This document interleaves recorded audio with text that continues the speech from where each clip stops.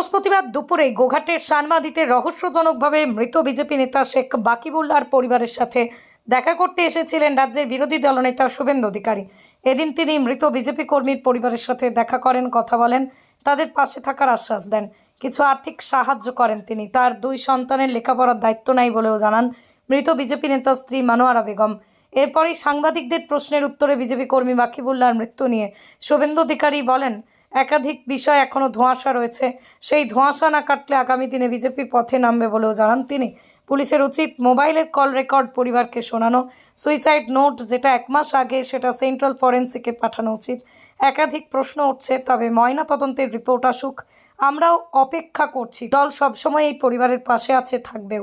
এই বিষয়ে আরও কি জানা যাচ্ছে বিস্তারিত দেখুন 24 আওয়ার্স আরামবাগের রিপোর্ট। পিএম রিপোর্ট তো এখনো আসেনি।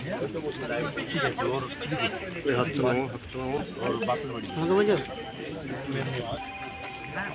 এই ঘটনা তো বেশ কয়েকদিন আগে ঘটেছে। এটা খুব সন্দেহজনক এবং অস্বাভাবিক। মানবিক কারণে আমরা এসেছি। প্রথম দিন থেকে আমাদের এমএলএ, জেলার নেতারা সবাই পাশে দাঁড়িয়েছেন পরিবারের। এটা আমি রাজ্য বিজেপির পক্ষ থেকে বা বিরোধী দলনেতা আমি, আমার এখানে কলিগরা আছেন, বিশ্বনাথ এখানকার এমএলএ, পাশের এলাকার এমএলএ বিমান ঘোষ, মধুবাবু আছেন, সুশান্ত ভাই আছেন, সভাপতি আছেন। আমরা এখানে এসেছি প্রথম কারণ মানবিক, দ্বিতীয় কারণ বিষয়টা খোঁজ নেওয়ার জন্য। তাতে অনেকগুলো প্রশ্ন এসেছে যেটা অমীমাংসিত।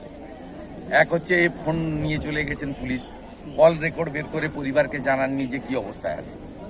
তারপরে সুইসাইড নোট দেখাচ্ছেন, সেটা পুরনো 25/5 যদি কেউ সুইসাইড নোট লেখে, সেটা 1 মাস পরে সুইসাইড করেনি কি কখনো? সুইসাইড নোট যেটুকু দেখা গেছে, সুইসাইড নোট লিখে কেউ মানে তার সুইসাইড করে। তো তাহলে 1 মাস আগের সুইসাইড নোট, সেটা ওর যে হাতের অক্ষর, কে বলে সেন্ট্রাল ফরেন্সিক ল্যাবে কেন পাঠাচ্ছেন না? এই এখনো পরিবার আতঙ্কে আছে। এবং তার স্ত্রী বলছে আমরা একই বাড়িতে ছিলাম, ও খুব সমাজসেবী, পরোপকারী, যে ডাকতো চলে যেত, লোকের বিপদ আপদ অসুখ বিসুখে ছুটে যেত। কে ডেকেছে, ফোনে হেডফোন লাগিয়ে শুয়েছে।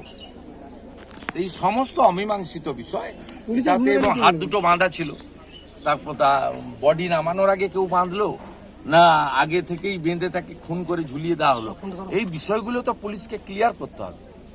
আমরা প্রাথমিকভাবে প্রথম দিন আন্দোলন করেছে আমাদের লোকেরা, কিন্তু যখন সুইসাইড নোটের কথা পুলিশ বলেছে ভরসা রাখুন, আমরা নিরপেক্ষভাবে দেখব। তা আমরা সেই ওয়েট করছি। আমাদের ডিমান্ড খুব ভেরি সিম্পল, কল রেকর্ড প্রকাশ করতে হবে, সেন্ট্রাল ফরেন্সিক ল্যাবে গিয়ে তার সুইসাইড নোট তাকে টেস্ট করিয়ে রিপোর্ট পরিবারকে দিতে হবে। এখন বিএনএস অনুযায়ী পরিবারকে সব কপি দিতে বাধ্য। আর থার্ড হচ্ছে পোস্টমর্টম রিপোর্টের জন্য আমরা ওয়েট করছি। পুলিশ প্রাথমিক পোস্টমর্টম রিপোর্টে বলছেন যেটা আত্মহত্যা। না, এটার তো অনেক প্রশ্ন আছে, এই প্রশ্নগুলো ক্লিয়ার করতে হবে। কোথাও কি ধামাচাপা দেওয়ার চেষ্টা? না, ওই রাত্রিবেলা 12টার পরে বা 11টার পরে বা যে মুহূর্তে ঘটেছে ঘটনা, তাতে কল রেকর্ডটা কেন প্রকাশে আসছে না? যে কেউ ফোন করে ডেকেছিল কিনা, সে লোকটি কে? আর যদি না এসে থাকে সেটাও জানাতে হবে, প্রিন্টের কপি প্রিন্ট আউট দিয়ে। আপনি বলে দিলে তো শুনবো না, প্রিন্ট আউট দিতে হবে আপনাকে, পরিবার পেতে বাধ্য। ভারতীয় ন্যায়সঙ্গতা অনুযায়ী বাদীকে সমস্ত রকম ডকুমেন্টসের কপি দিতে ইনভেস্টিগেটিং অফিসার বাধ্য, পার্টিকে দিতে বাধ্য না, বাড়িকে দিতে বাধ্য। কোথাও কি ধামাচাপা দেওয়ার চেষ্টা? প্রথম দিন থেকেই আছে ভাই, প্রথম দিন থেকেই আসছে। 4:30টার সময় বডি পাওয়া গেছে, আমাদের মন্ডল প্রেসিডেন্ট লোকাল লোকরা এসে গেছে। বেলার দিকে আমাদের বিমান ঘোষ পৌঁছে গেছে, সুশান্ত বেরা, বিশ্বনাথ কারক পৌঁছেছে, শ্রদ্ধা জানিয়েছে সবাই। প্রাথমিকভাবে যেটুকু তাদের ব্যক্তিগতভাবে সাহায্য দেওয়ার দরকার ছিল, তার যে শেষকৃত্যে তারা পকেট থেকে সে সাহায্য করেছে। পাশে থাকার আশ্বাস দিয়ে গেছে, ছেলে দুটো পড়াশোনার দায়িত্ব নিয়েছে, কিছু সাহায্য করে গেছে, ভবিষ্যতে সাহায্য করবেন, সব আশ্বাস দিয়ে গেছে। তদন্ত তো চলছে, কি বলবেন? তদন্ত রিপোর্ট আসুক, তারপরে বুঝতে পারবো যে ওরাও তদন্ত করছে। আস্থা পুলিশের ওপর অনেকটাই রয়েছে, সঠিক বিচার আশা করছি, পুলিশের কাছ থেকেও চাইছি আমরা সঠিক বিচার। সন্তানের পরে মন বসছে না, প্রচুর পরিশ্রম করেও আপনি আশানুরূপ পারিশ্রমিক পাচ্ছেন না, যার ফলে আর্থিক সংকট আপনার জীবনে দুঃখ এবং চাপের ছায়া ফেলেছে। দেনার ভারে জর্জরিত স্বামী স্ত্রীর মধ্যে প্রতিনিয়ত ভুল বোঝাবুঝি বেড়েই চলেছে।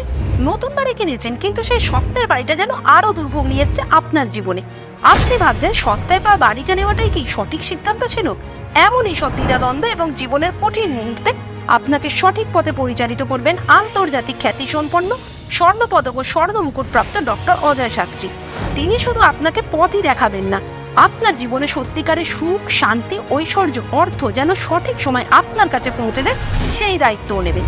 তাঁর অভিজ্ঞতা এবং জ্ঞানের আলোতে আপনার জীবন হয়ে উঠতে পারে নিরুদ্বেগ ও সমৃদ্ধির পথে ধাবমান। তাই আর দেরি নয়, স্ক্রিনে দেওয়া নাম্বারে এখনই ফোন করে ডক্টর অজয় শাস্ত্রীর সাথে যোগাযোগ করুন। কে জানেন, হয়তো একটিমাত্র ফোনই আপনার জীবনকে বদলে দিতে পারে।